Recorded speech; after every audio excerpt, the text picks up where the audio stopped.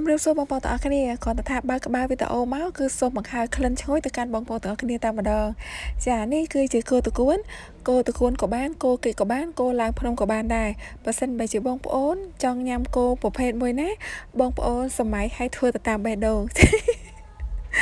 អូខេចាពេលពួកឯងនៅក្នុងផ្ទះគឺមានបន្លែសពមុខតែម្ដងបើសិនជាបងប្អូនចង់ញ៉ាំគោតកួនក៏បែបគោតកួនហើយបើសិនជាបងប្អូនចង់បែបគោកិច្ចបងប្អូនកិច្ចគោទៅ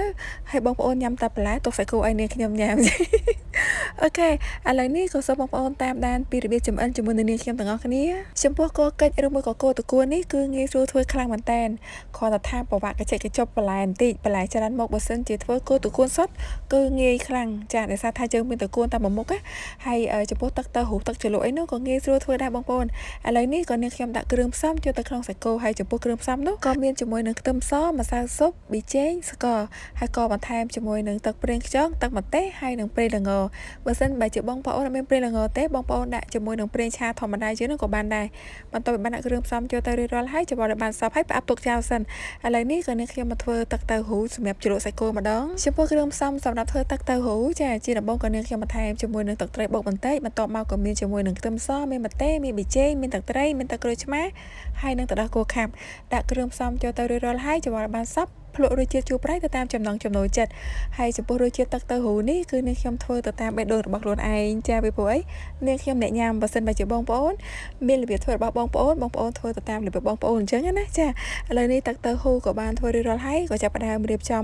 យកសាច់គោនឹងបង់ចូលទៅក្នុងខ្ទះតែម្ដងមុននឹងដាក់សាច់គោចូលទៅក្នុងខ្ទះក៏នាងខ្ញុំមានបន្ថែមជាមួយនឹងប៊ឺខ្ទឹមសហើយនឹងសណ្ដូខ្លាញ់ចំពោះសណ្ដូខ្លាញ់នេះគឺនាងខ្ញុំចំហៀវយកខ្លាញ់ទុកឆាអញ្ចឹងសសណ្ដូ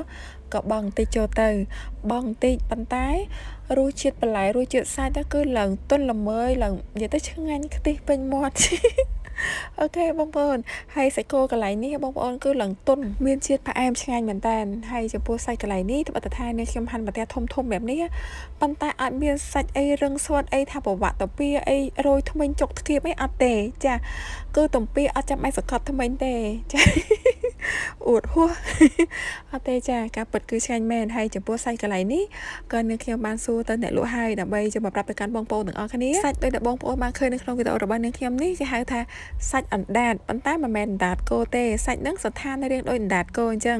បើសិនបើជាបងប្អូនចង់បានសាច់កន្លែងហ្នឹងបងប្អូនប្រាប់ទៅអ្នកលក់ថាសាច់អណ្ដាតហើយឥឡូវនេះវីដេអូបង្ហាញរបស់នាងខ្ញុំក៏បានមកដល់ទីបញ្ចប់ហើយនាងខ្ញុំក៏សូមអរគុណបងប្អូនដែលបានតាមដានខ្សែវីដេអូមួយនេះពីដើមដល់ចប់ជាមួយនឹងនាងខ្ញុំចាអរគុណច្រើនបាយបាយ